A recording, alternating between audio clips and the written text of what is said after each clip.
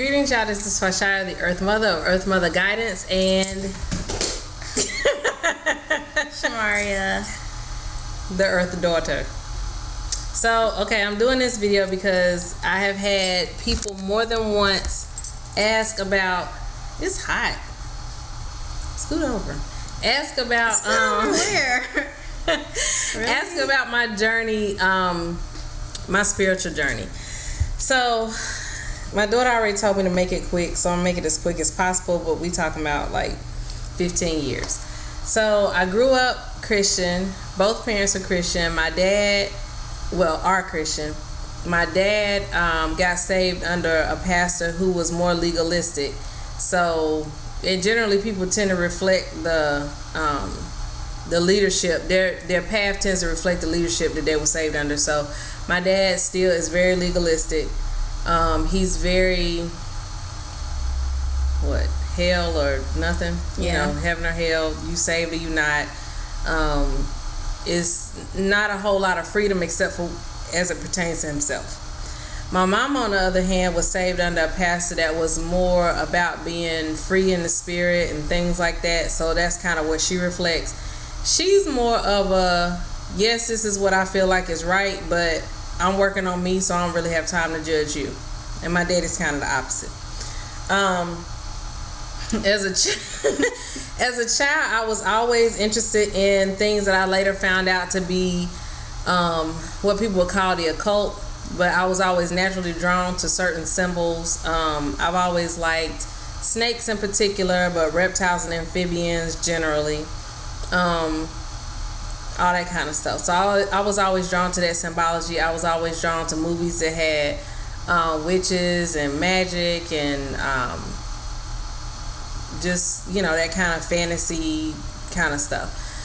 So, but of course I was Christian because that's all I knew how to be.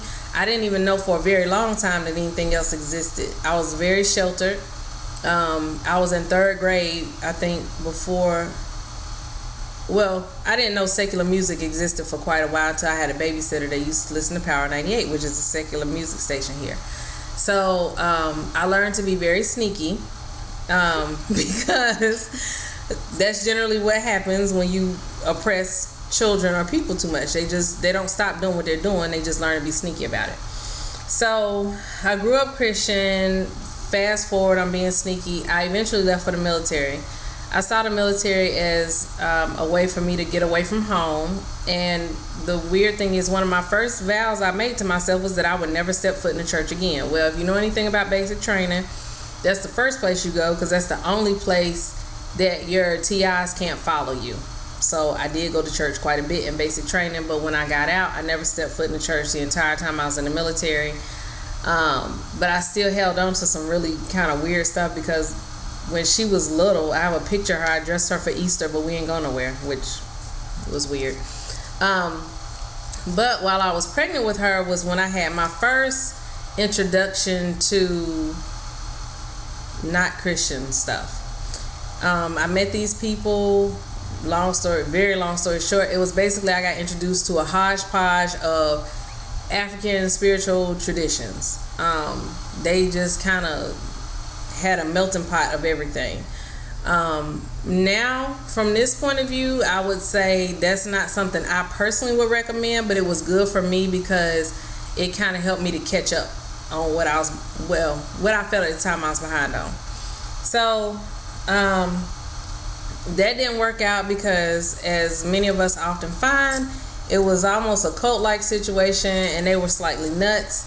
So, can't miss this part. I was on my way back home, but then I went to go stay with the Bible Owl, whose name I will not call because apparently I made such an impression. He still talks shit about me to this day.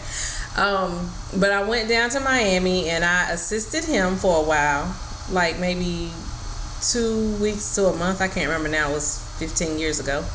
But I took my daughter back home and then I went to Miami to do, because I felt this is something I had to do. Now, spiritually, it was an experience that I will never forget. I learned a lot about myself and I learned a lot about my spiritual giftings outside of church. So it was essential that I had that experience. I came home. I was still trying to practice, but I didn't have anybody to be with. And African traditions are made around community, and I didn't have one. So eventually I started going back to, I went back to church because I was staying with my parents, so not going to church wasn't an option. But then I ended up getting sucked in by this pastor that to this day I think has a root worker working for her. But I got sucked into that, and I ended up being a minister. And so I kind of honed what I now call intuition, but in the church they call it gift of prophecy, and things like that. So I had that experience, and then what happened? Then I met my husband in school, and we were taking classes together, and then we got married. Once we got married, we started doing church at home. Oh yeah, we were going to church together. Then we stopped going to church. I can't remember why. Oh, I read this book called Pagan Christianity. It's a good book regardless of what you believe, but if you have any kind of Christian background, it's a really good book. So I read Pagan Christianity, and that's why I learned about house churches. So we started doing church at home. It was okay for a while, but it wasn't like they said in the book.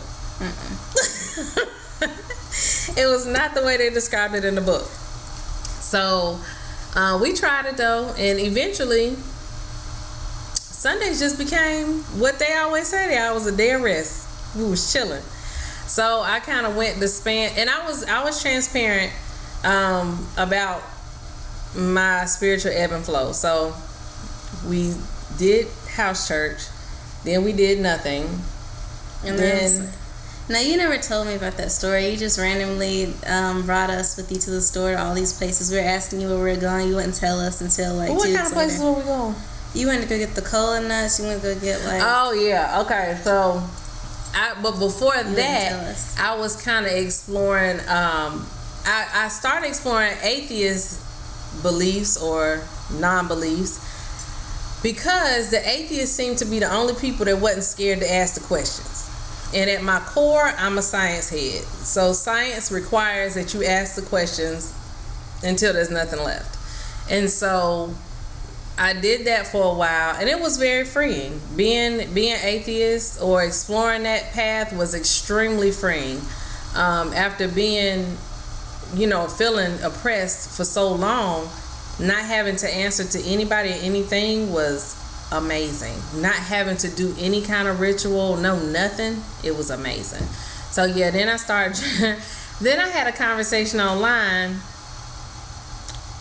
It just happened really weird. It was like I was thinking about going back to UFI, and this girl that I knew, woman that I knew, popped up, and we started having this conversation. It was supposed to happen, and so I kind of reconnected with that practice.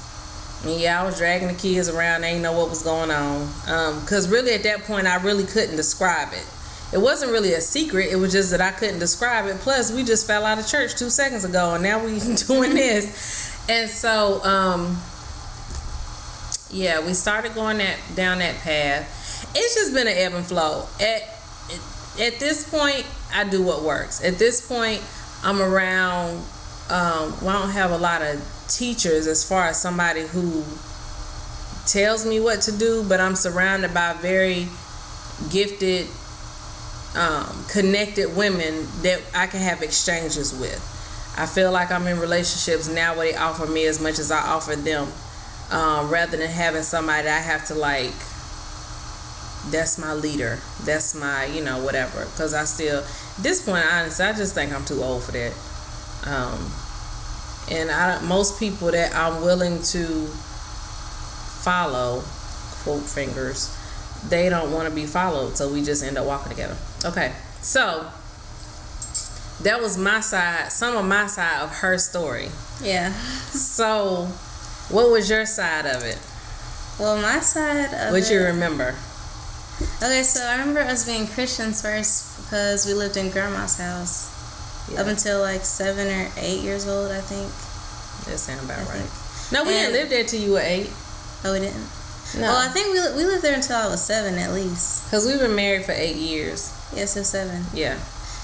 And Grandpa was kind of crazy. He wouldn't even let, like, my grandma, or her mom, or whatever, he wouldn't even let us play, like, card games in front of him. Oh, yeah. So, it was what was it was the shows that bad. You couldn't watch? I couldn't watch Pokemon. I definitely couldn't watch Harry Potter. I couldn't watch anything mystical or magical, nothing like that. He wouldn't even let us watch, he didn't like us watching Princess and the Frog. Remember that? Yep. So, but yeah. Then we went to church for a while, not for too long. And then we did church at home.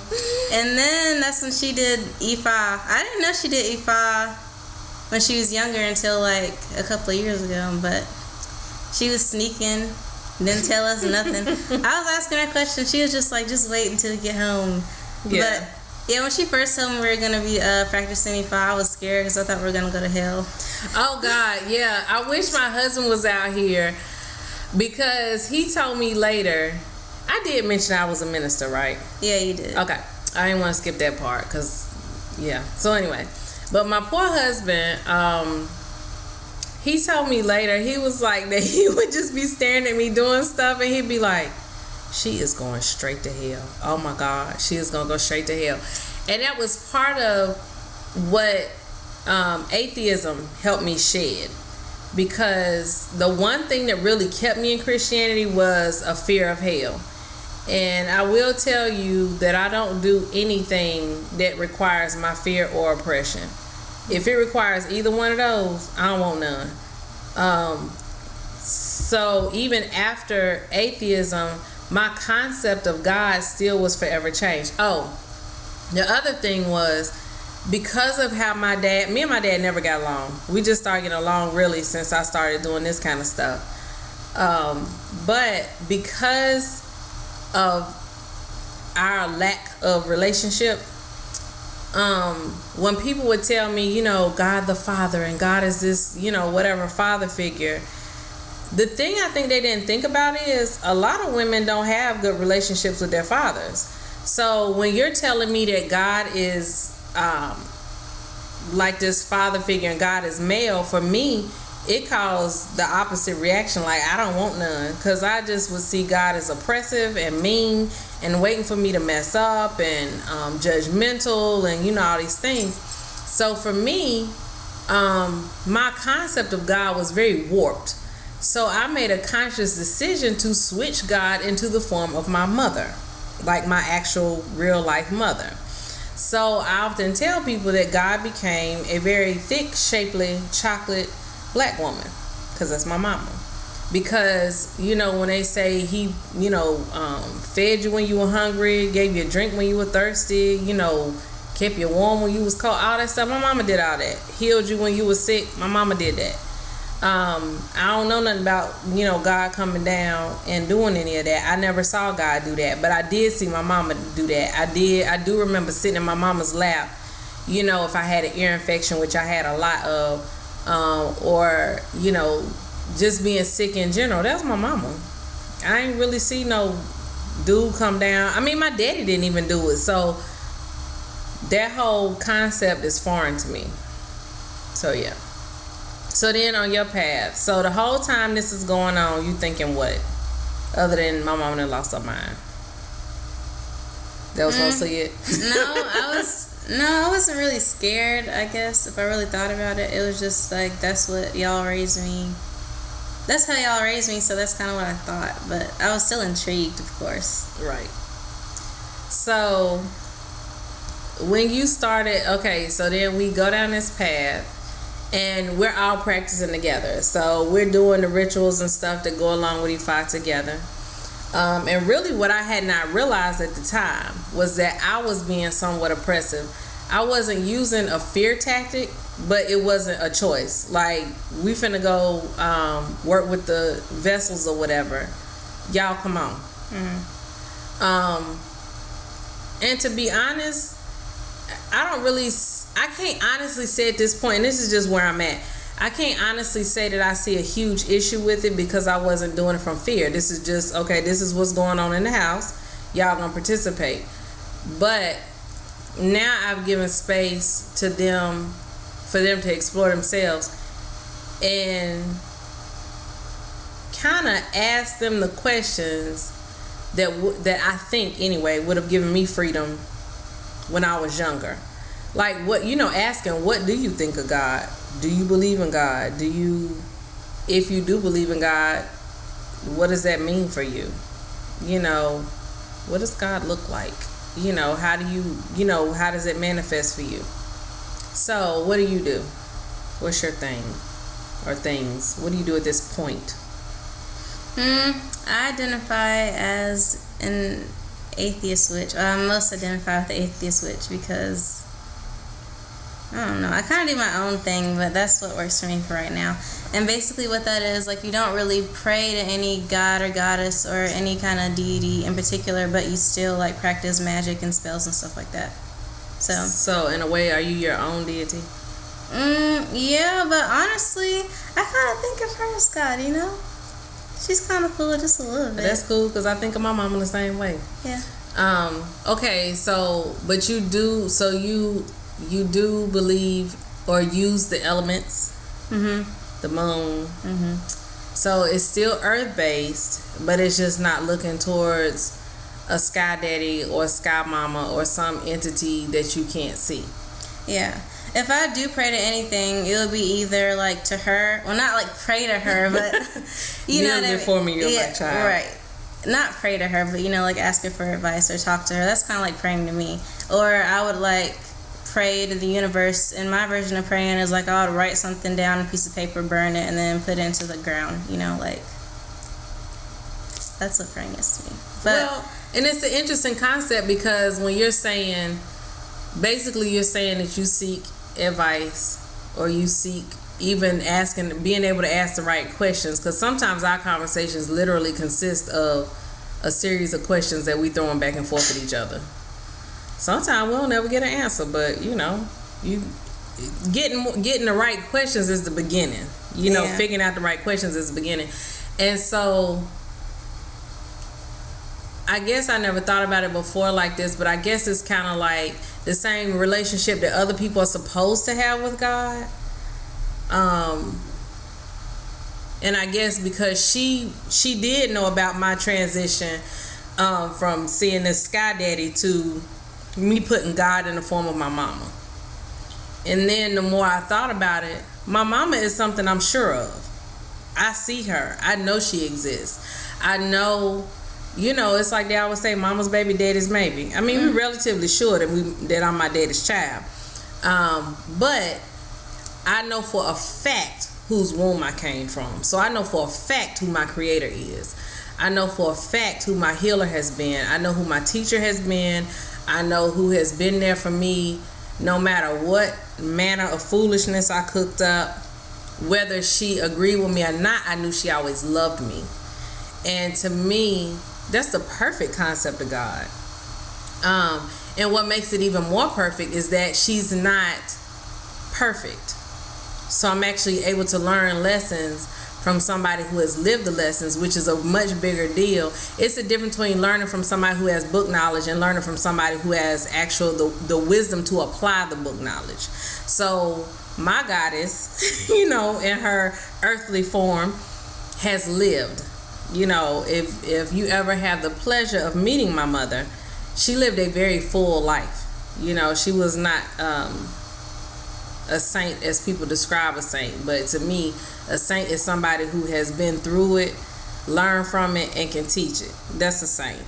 So she is everything that you tell me that God and these characters in the Bible are supposed to be, because they were faulty, but everybody still looks to them for knowledge. They still look to their stories for knowledge and understanding.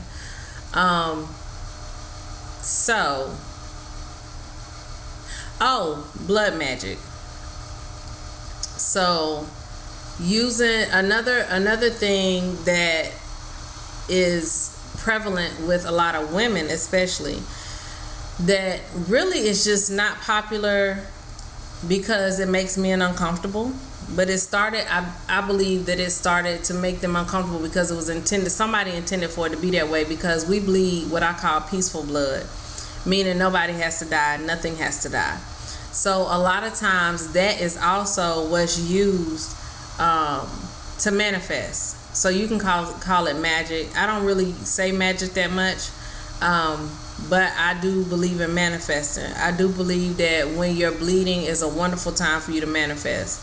I do believe that when you're bleeding is your most powerful.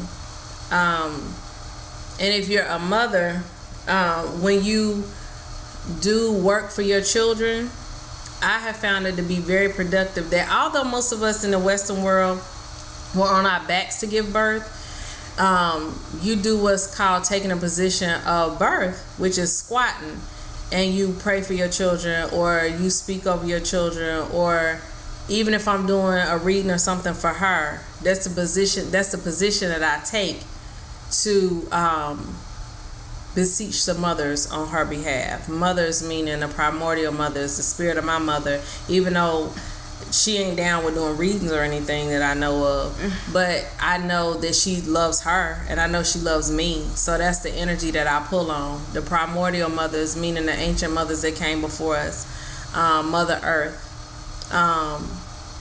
Dij, all of those strong feminine forces that basically keep the world spinning on its axis. The ones that bring balance, the ones that bring all the power to the world. So that's something that both of us also do. I'm trying to think if there's anything else we need to cover. Is that it? Yeah, I think so. And yeah, we are the two in the house that are kind of connected on this level. My son, we still don't know what he does. I don't think he knows what he does. He says he's an atheist. That's what he said. I don't know. That's probably true. And I know with him, he has always been a child that you can't tell him to do something. You have to explain to him why it works in his favor for him to do it. So that will make sense with somebody that's an atheist, because he's going to be his own power source. He's going to have to figure out that the only way he's going to get it is if he does it himself. So he's not going, because he's not one that's ever looked towards an external source to manifest. And he is headstrong as ever. So I can see that. My husband, I think he just does whatever works. Like whatever he feel at the time, that's what he does. He pull on everything. So, but a lot of the manifesting, the work and stuff, like we just call it that we go put in work. A lot of the work that gets done, she and I do that for him. So a lot of the doing stuff around the moons or around the seasons or around whatever rituals and stuff, we do that. He generally doesn't do that. So we might have him to do a part of it. Like he might have to pray over something that we're working with, or we might give him something to do. And a lot of the stuff that we do, we both have read books and stuff on it. But a lot of the stuff that we do is stuff that we intuit, meaning that we seek our higher selves to say, okay, how's this going to work for me? What's the best way for me to go about this? Because who knows better what's going to work for you than yourself? So, I'm trying to think if that's it, because I'm not going to. This a long.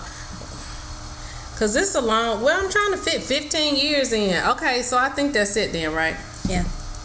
You sure? What about your crystals? Because I don't use crystals. Okay. Well, I don't really use them that much either anymore, but I will say this. Amethyst is really good if you want to have like intuitive dreams, because especially when you're on your cycle, you should use amethyst. Right. So I don't use crystals. I have tried to use crystals. I have a few crystals that I'm drawn to, but I'll be honest with you, I don't know what they're supposed to do. When I'm drawn to them, I use them. If I'm not drawn to them, I don't care. I do use yoni eggs. I love my yoni eggs. I have a gold sheen obsidian that I call my big black boyfriend. Aventurine, I think is what you call it. Rose quartz, clear quartz. I think that might be all. Oh no, I had this white one, but I don't know what that's called. I think it's snake something. Serpentine something. I have that. Yeah, but anyway. So I use those. That's as far as I go with crystals.